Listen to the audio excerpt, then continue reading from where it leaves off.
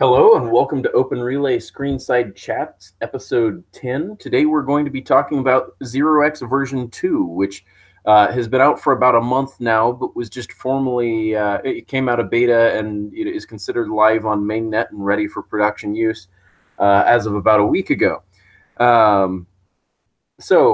OpenRelay obviously uses 0x fairly extensively, so I thought I'd go through and talk about some of the new features that are exciting about version 2 of 0x. As always, these slides are available on slides.openrelay.xyz. If you want to check out the slides without having to listen to me talk, you can go get them there.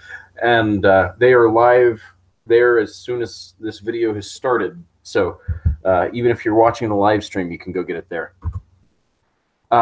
So again, for a high-level overview of how 0x works, and without getting into any of the version 2 features, this diagram came from a presentation, actually the very first episode of Screenside Chats. But the general way that 0x works is if you have a maker who holds a token and they want to offer that token for trade, they create an order that describes the token they want to offer, the token they want in exchange, the quantities of each, as well as a few other properties. And they cryptographically sign that order, and they submit it to a relayer. In this case, we're hoping OpenRelay. Then you have a different group of people called takers, and what the takers will do is they will pull orders down from a relayer like OpenRelay. And they can take those orders, assuming they have the tokens that the maker is requesting in their order. The taker can take the order plus the tokens that they're hoping to trade and submit it to the 0x exchange contract on the Ethereum blockchain. And the 0x exchange contract will take this guy's token from him, this guy's token from him, and switch them so that the maker ends up with the taker's tokens and the taker ends up with the maker's tokens. And then another option that can be included with the order is that one or both of these traders will end up paying a fee to OpenRelay for hosting the order book. So again, that's the high-level overview of how 0x works.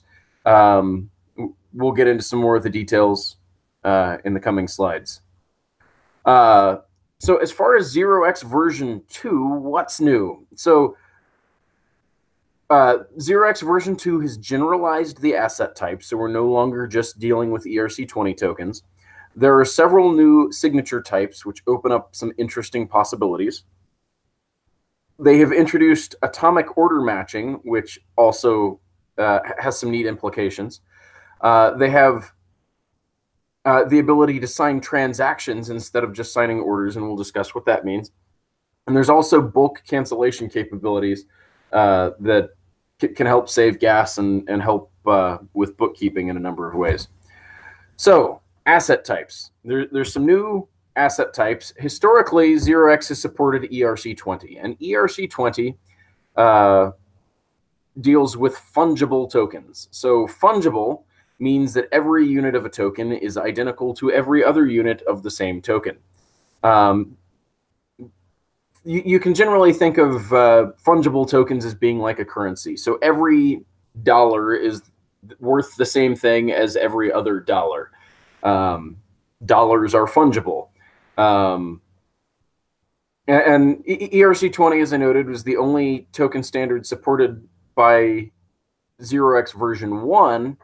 Some examples of tokens that you might have traded with 0x version 1, WETH, which is wrapped Ether. So Ether, which is the core currency of Ethereum, is actually not an ERC20 token, and thus by itself can't be traded on 0x. In order to be able to trade Ether on 0x, you have to wrap it and create what's called wrapped Ether, which is an ERC20 token, which is backed one-to-one with Ether. So you can trade wrapped Ether on 0x. The 0x protocol has its own token called ZRX, and that's what fees would get paid in. There's DAI, which is a token that's worth $1. Embiggen, which is OpenRelay's novelty token that grows in your wallet. All of these are examples of ERC20 tokens, and there are thousands of others out there. All of these could be traded on 0x version 1. All of these could be traded on OpenRelay in version 1. But now we also have support for ERC721 tokens. So ERC721 tokens are non-fungible tokens. That means every unit of an ERC721 is unique and different from all of the other instances of that ERC721 token. This is the first new standard supported by 0x version 2. So right now you can trade ERC20 tokens or ERC721 tokens. There may be future tokens supported by the 0x version 2 contract. But as it stands, you can trade ERC20 tokens into ERC721 tokens. Some examples of ERC721 tokens are CryptoKitties. So if you're not familiar with CryptoKitties, it's a game where you can go online with your Ethereum wallet and you can buy digital cats. And then each of those digital cats has unique properties, like what generation is it from the originally created CryptoKitties. They have things like stripes and happy eyes or sad eyes. They're different colors. They have properties like different speeds, all sorts of things that can be tracked on CryptoKitties, giving them their own unique properties. Some other things are things like trading card games. So you might have, I know there's a Major League Baseball trading card game with ERC721 tokens. So you can get different cards representing different players, and I believe each of those cards has a unique serial number distinguishing it from all of the other cards that even represent the same players. That's ERC721 tokens, and again, this is a new standard that you can trade on 0x version 2. So now we kind of need to talk about how these new asset types are represented within a 0x order. So in 0x version 1, assets were identified by their token address. And since there was only one type of token, there was only one piece of information that you needed to identify that token, and that was the token address. So here on the screen is the token address for Embiggen. And if you wanted to trade Embiggen, you would include that token address in your order and as either the maker token or the taker token, and that would be how 0x recognized that that's what you wanted to trade. With 0x version 2, it gets more complicated. Because there are different asset types, the asset data string gets to be longer and more complicated. So here you can see that the asset data string for Embiggen doesn't even fit on the screen anymore. And there's a whole bunch of zeros in it. Per the table here, the first 4 bytes, and this is hexadecimal encoded, so each byte is 2 characters here. So the first 4 bytes is the asset proxy identifier.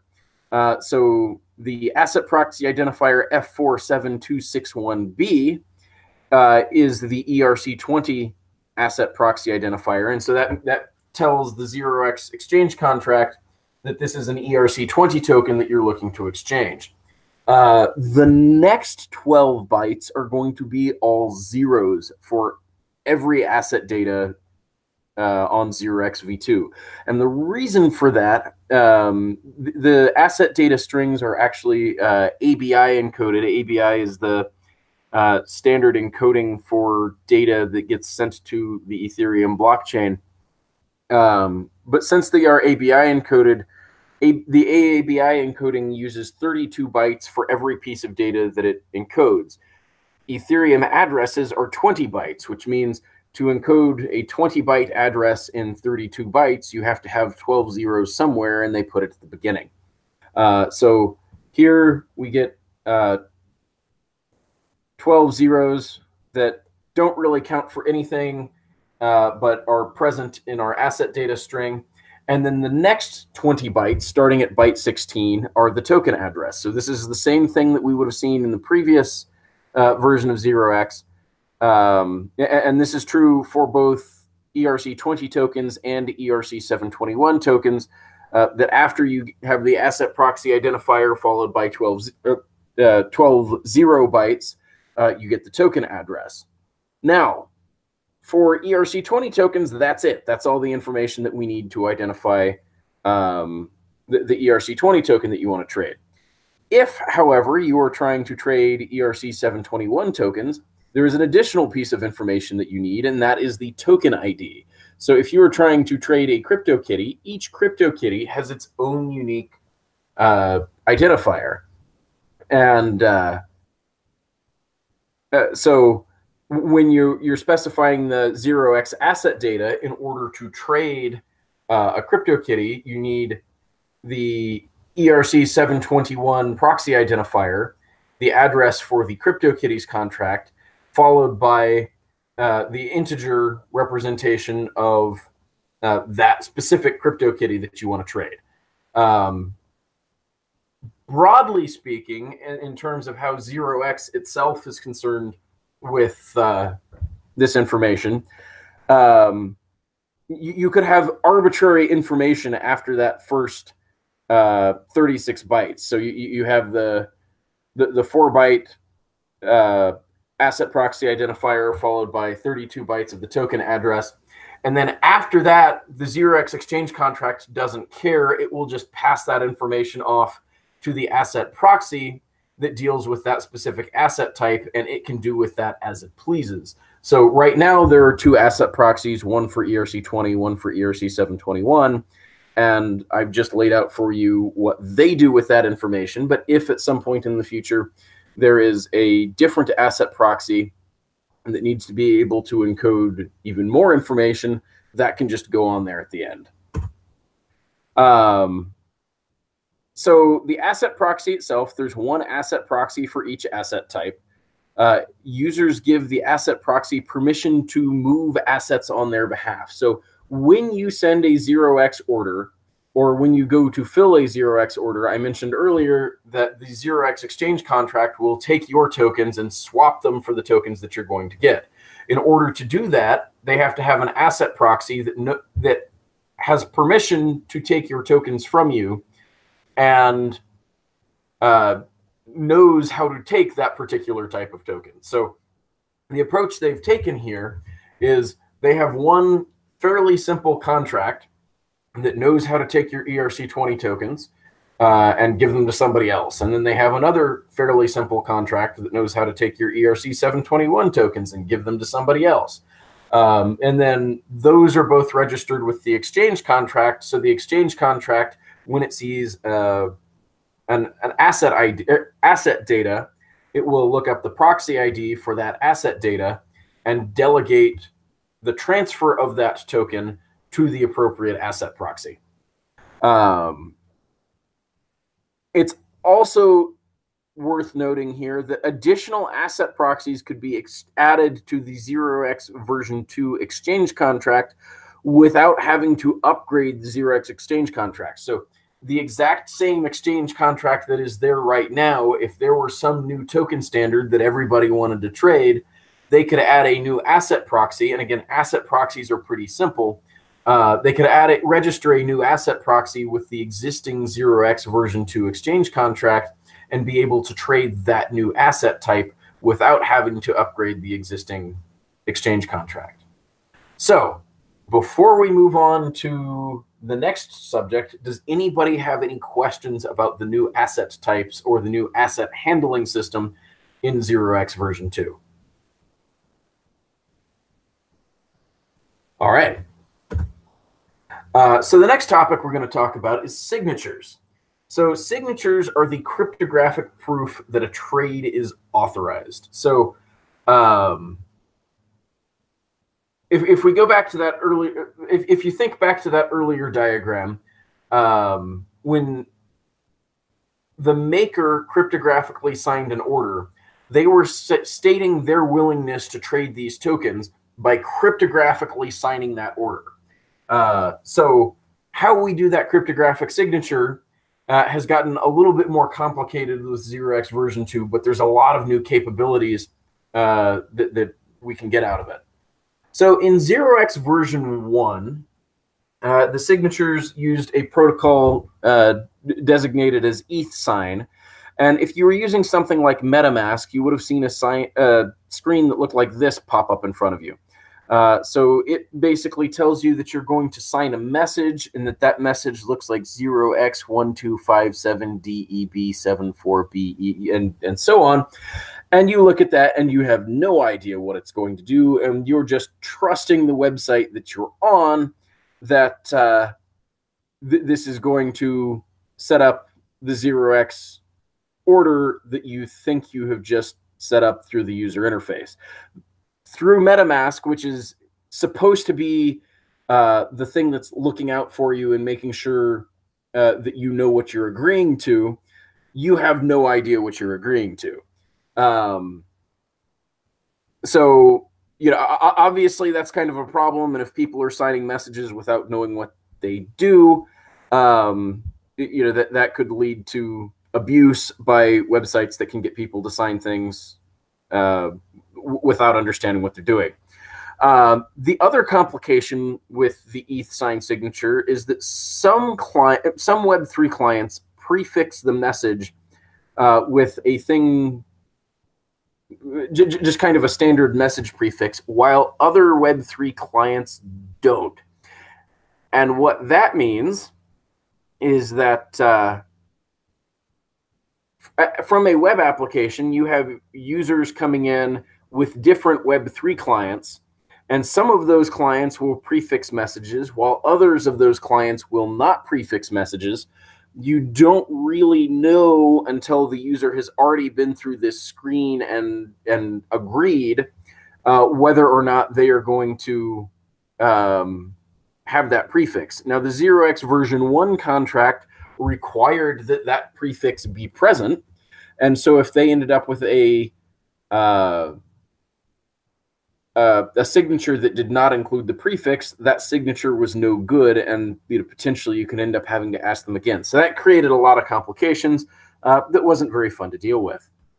I should note that the ETH_SIGN protocol is still available in 0x version 2, but there are several others and several better options for 0x version 2 signatures.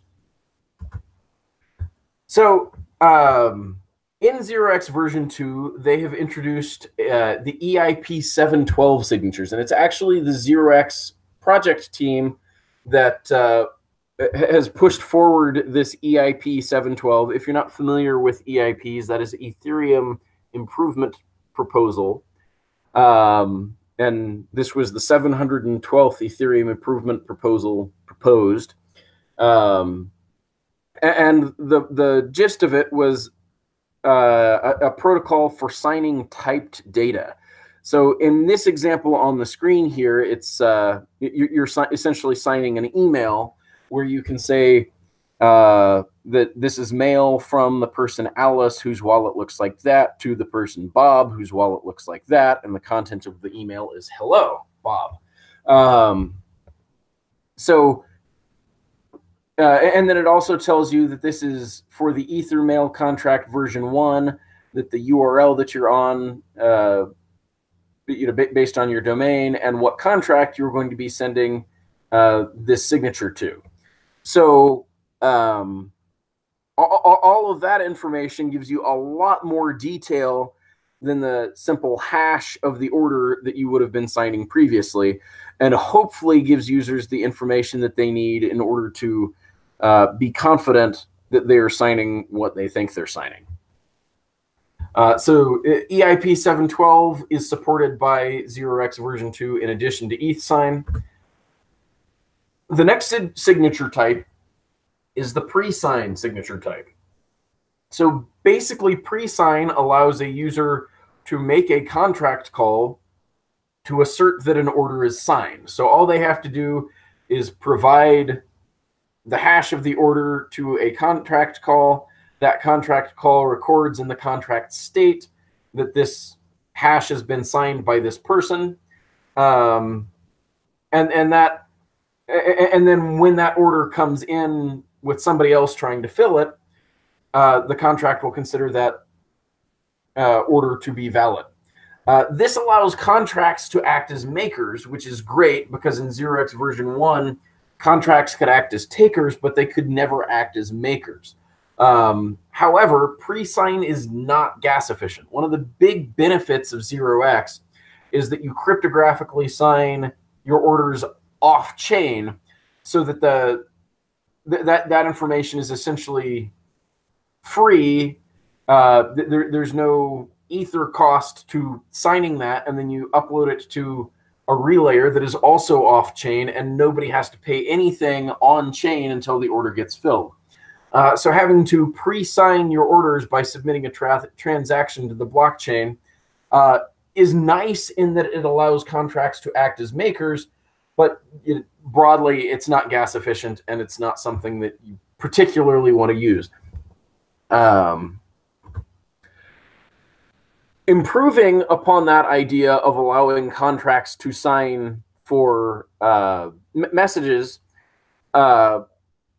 there is also a wallet signatures protocol in 0x version 2.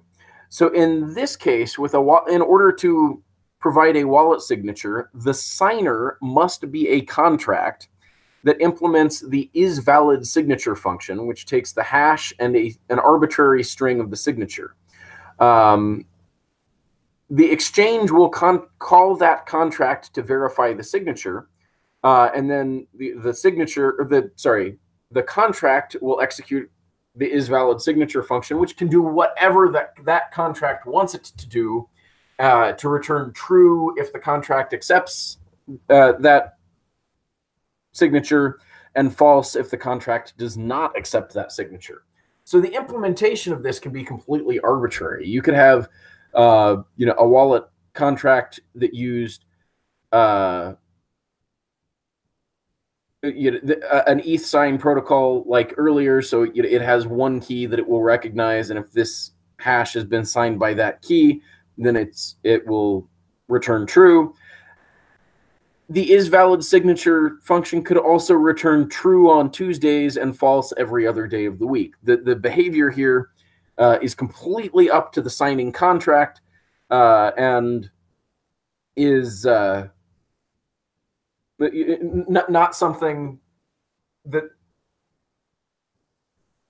outside of that contract is easy to predict what it's going to do.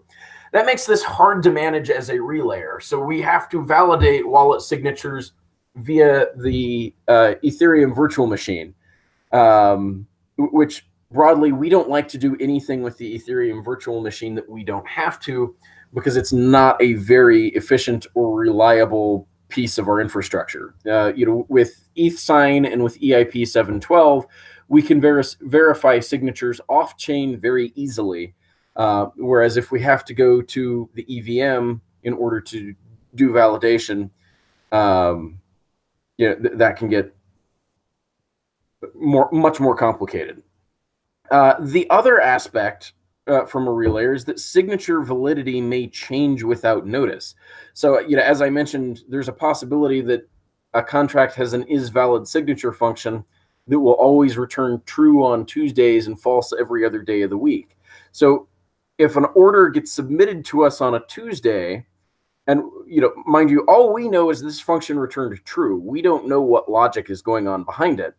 So if an order got submitted to us on a Tuesday and entered into our order book, we don't want to have to revalidate that order, every day or every hour or at any regular interval. We want to know that once we have validated the signature, it's going to stay valid. So yeah, broadly, as OpenRelay, we don't particularly like wallet signatures, and at this time we do not support them. So you cannot submit a 0x order to us that is signed with a wallet signature. Even if that wallet signature is valid, we will not accept those signature types. We may at some point in the future whitelist some specific wallet contract code, but that kind of remains to be seen. Another approach to allowing contracts to sign orders is the concept of validator signatures. So in this case, the signer designates a validator contract on the exchange. So this requires one upfront call that can be good for life, saying that this signer or this contract is okay with this other validator contract saying yes or no on whether or not a particular message has a valid signature. So a validator contract must implement is valid signature with the hash, the address of the signer, and the signature. Again, the signature could be completely arbitrary, and the is valid signature could do, like an ETH sign check or an EIP 712 check. That signature corresponds to that signer or some registered agent of that signer. Or again, this is valid signature function could return true on Tuesdays and false every other day of the week. So again, if the exchange sees an order that came in with the validator signature type, the exchange will call out to that contract to verify the signature. Broadly speaking, validator contracts are slightly easier for relayers to manage than wallet contracts. That's because we can use a validator whitelist and we can verify exactly what the behavior of the validator is.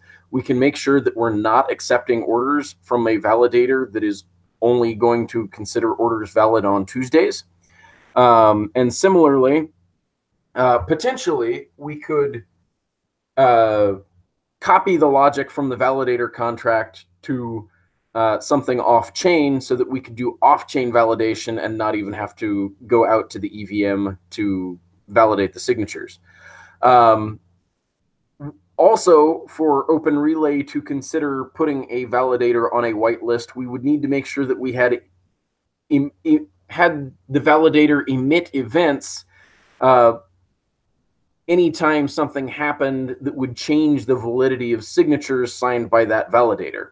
So for example, if you had a signer that had two different keys that were allowed to sign messages on behalf of that signer, and they revoked one of those keys through the validator, so long as the validator emits an event telling us that this signer's validation criteria has changed, we go find any orders that were from that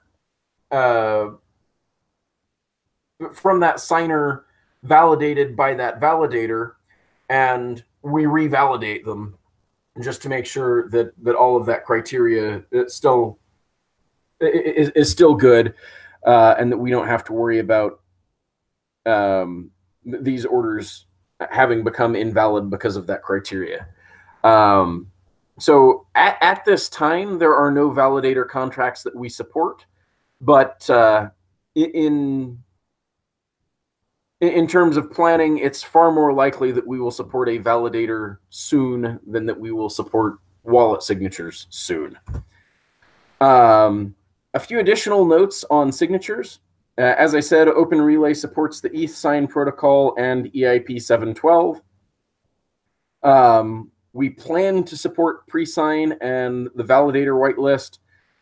We have no immediate plans to support wallet signatures. And another note, and this is not related to OpenRelay specifically, but the 0x exchange contract only verifies each signature once. So in version 1, if an order was filled partially multiple times, that signature was validated every time. Now, 0x has decided that once an order has been partially filled, that signature is valid, and the validity of that signature is not going to change. So even if you had a contract, a validator contract or a wallet contract that only returned true on Tuesdays. If you partially filled that order on Tuesday, the exchange contract is not going to check it again on Wednesday if you partially fill that order further on Wednesday. So once a signature has been verified on the exchange, it's considered to stay verified, and that they do not revalidate signatures in the future. So that's all I've got for signatures. Does anybody have questions before I move on?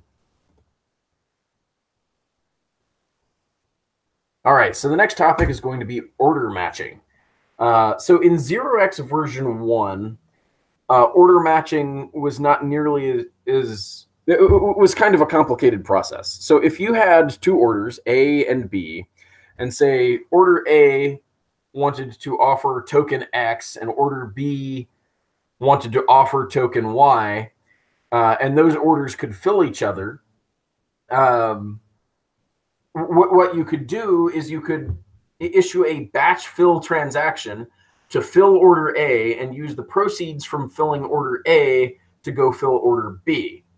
Then as you submit this order matching, you could take the spread as a profit. The spread is the difference between what order A offers and what order B requires. So if you could fill order A from order B and have stuff left over, you could take that as profit. The problem with this in 0x version 1 was that the matcher had to have the initial funds to fill A. So even though you have two orders there, A and B, that can be potentially used to fill each other, the matcher had to be able to fill order A and then get reimbursed by filling order B. There was no way that they could just say, take order B, A and order B and fill them against each other. Well, in 0x version 2, you can do that. There is a match orders function where you can take order A and order B. And as far as the 0x exchange contract is concerned, the maker of order A becomes the taker to order B, and the maker of order B becomes the taker of order A, and it fills those two orders against each other without the person who's submitting this transaction having to provide any liquidity at all. However, the matcher, that's the person who submitted these two orders to the exchange, gets to take the spread as profit, even though they didn't have to bring any funds to the table in the first place.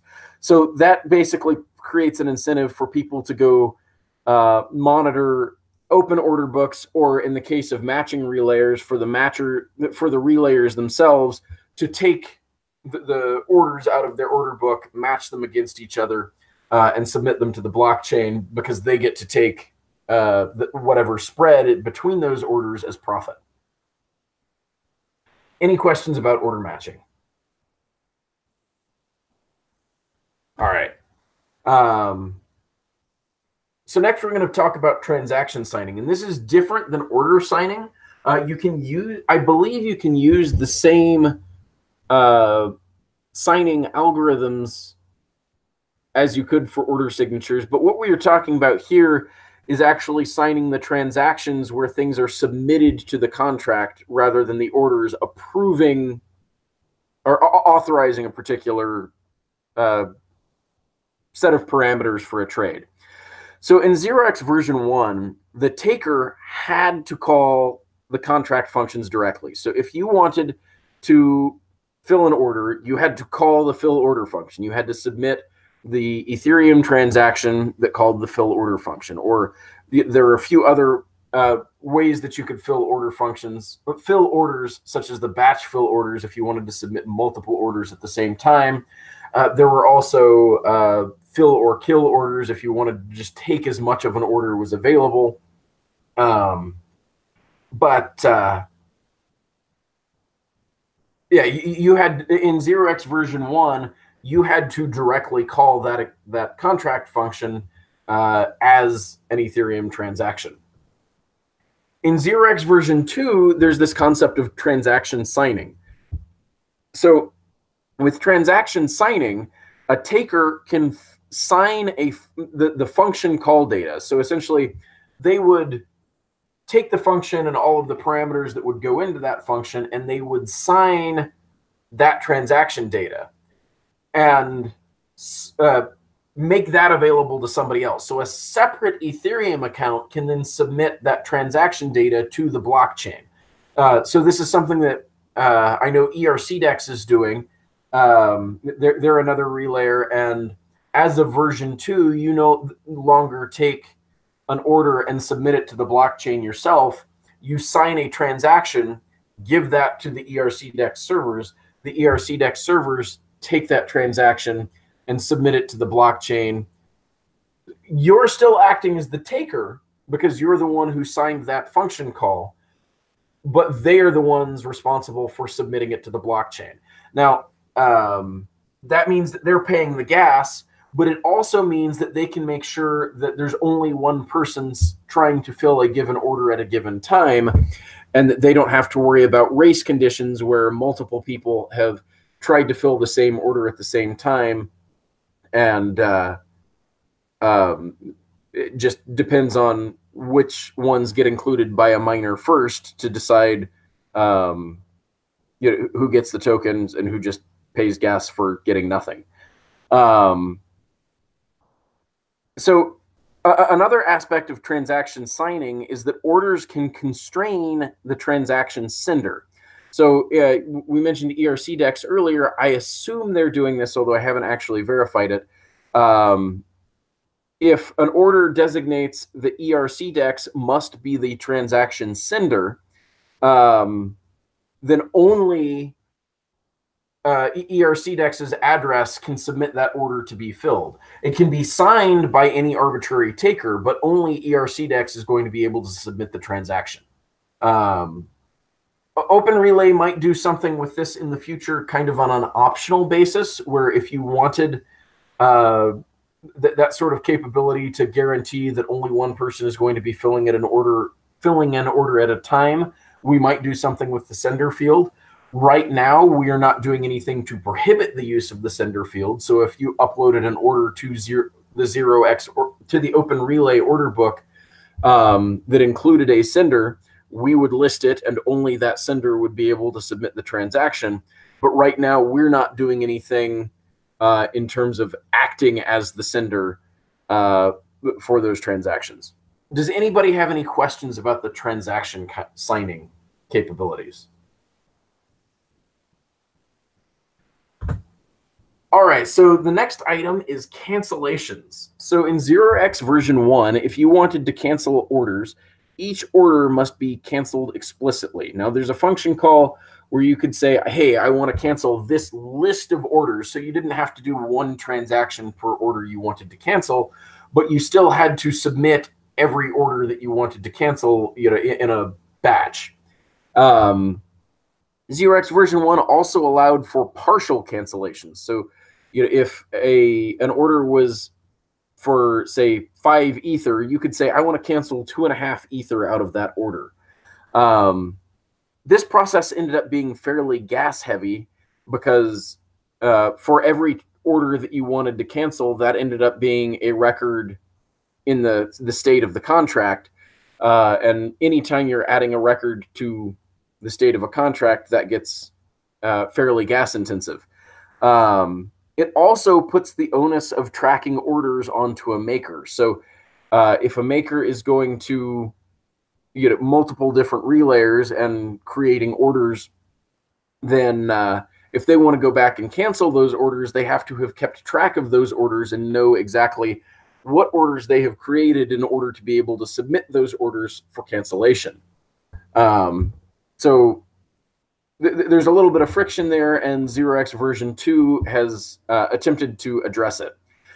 So you can still do it the old way. You can still cancel each order, except that cancellation is now binary. So if you have an order for 5 Ether, you can't say, I want to cancel 2.5 of that Ether. You have to cancel all of it or nothing. And the reason the 0x project team gave for changing cancellations from being partial to being binary is for relayers like OpenRelay who take their fees as a percentage, or take a flat fee on an order.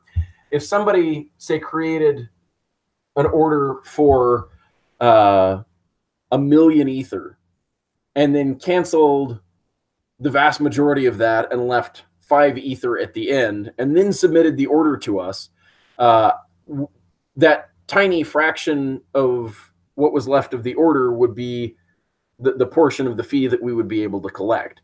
So by making binaries, by making cancellations binary, either it's canceled or it's not, they've taken away that ability to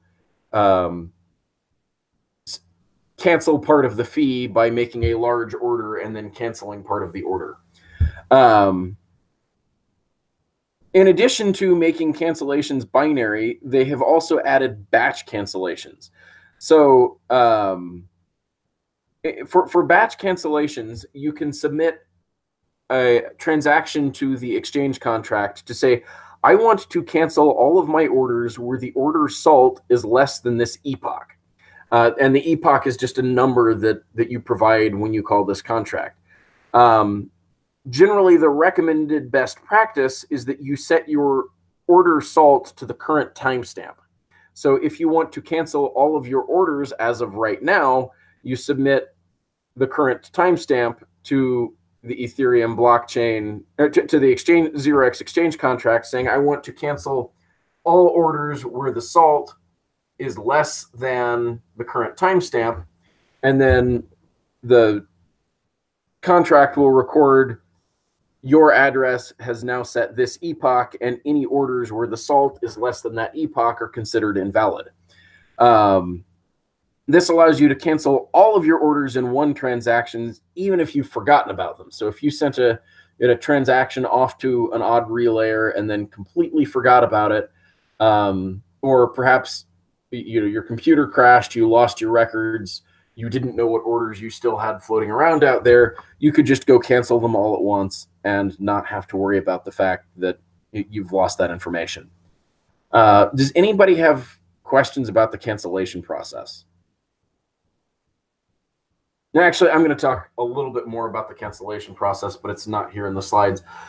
This cancellation process was actually one of the most complicated parts for OpenRelay when implementing 0x version 2. On the contract side, it's very simple. You just keep track of an epoch for each maker and check the orders against that epoch. But on the exchange side, or on the relayer side, it's more complicated than that, because now when you want to validate an order, you need to keep track of what each user's epoch is in order to be able to check that epoch without having to go to the blockchain. And then if a user sends a cancellation, you now have to capture that event and go cancel all of the orders based on this particular maker where the salt is less than this value. Because of the way OpenRelay does our order validation pipeline, we have a Bloom filter in place that keeps us from having to go to the blockchain the vast majority of the time. If an order has never been filled or never been canceled, it won't be in our Bloom filter, and then we don't have to go to the blockchain to verify it.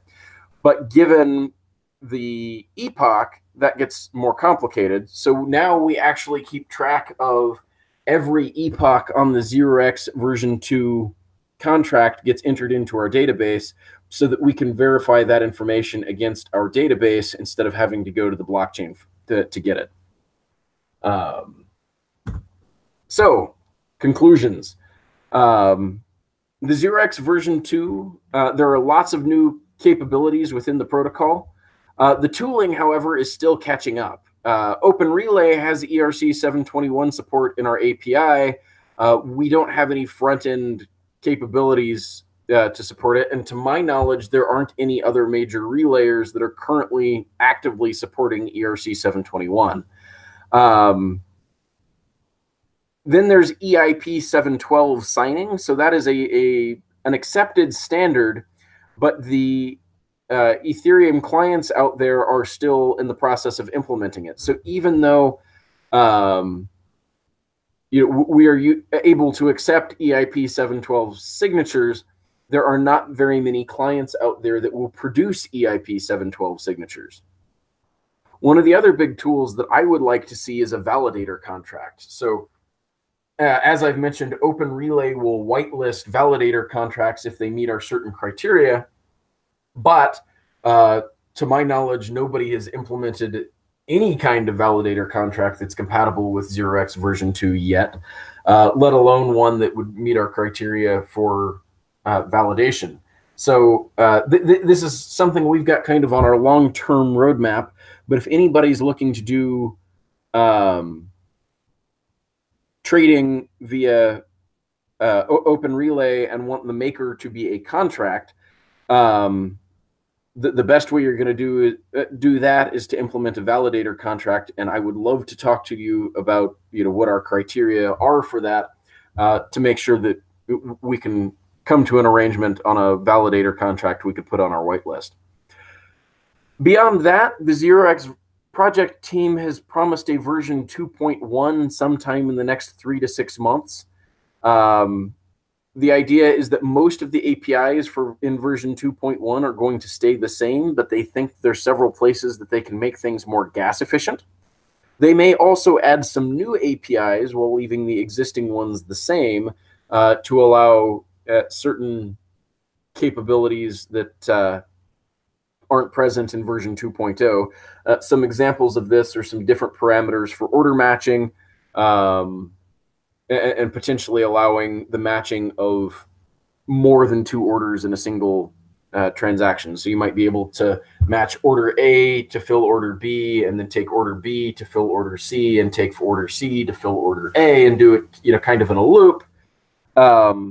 So those are things that could be added to the exchange contract without having to make major changes, on the relayer side, or to anything that's already engaging with the existing contract. Version 2.1 is supposed to keep the same order schema. So any order validation tools would continue to work. Obviously, when you deploy a new exchange, you're going to get a new exchange address. So it's not necessarily the case that no changes will be necessary. You're going to have to point to a new exchange address, but that should be fairly straightforward. So for next time, I am open to suggestions for what I should do Screenside chats on. At some point, I may do an ERC 721 deep dive, perhaps looking into the Solidity code of some ERC 721 tokens. Another thing I've got on my list is to explore some of the new widgets we've been implementing. We did a Screenside chat a couple of months ago about the widgets that we've been implementing, and we have made a lot of progress there, and we may well... it may be time for another Screenside chat about some of the new capabilities we've developed there. So unless anybody has any other questions, that's all I've got. Anybody? Yeah, one major question, or at least one thing that's come up for me a few times, is this is an awesome presentation. I love how you gave a clear overview of the major changes for version 2. One thing that's bit me a few times now has been trying to keep track of the changes coming out of 0x themselves. As I understand, they don't make any release notes. How are you keeping track of the changes coming from 0x? So mostly I notice when things break because I have unit tests. So yeah, that has been a pain point for me, and I've heard the same expressed from other relayers, that the 0x project team has not been the best about putting out release notes about what has changed from version to version. When we got 0x version 2, they had a fairly detailed spec outlining what version 2 looked like. But they did, their initial release of the version 2 spec in June or July, and then they made a bunch of changes in July and August, and then made some additional changes just before the final release in the beginning of September. and there was not a great way to keep track of those changes. So we were actually kind of caught with our pants down that here we were planning to launch early September on mainnet as soon as the contract was up, and we found that they had changed their hashing schema, and that the hashing schema we had implemented was not compatible with that, and the only way we found that was through tests. So then we had to go dig through the documentation and figure out, what the new hashing schema looked like. But in any case, I have talked to the 0x team about change logs. They have promised me they will do better, but we will see as things move forward. Any other questions?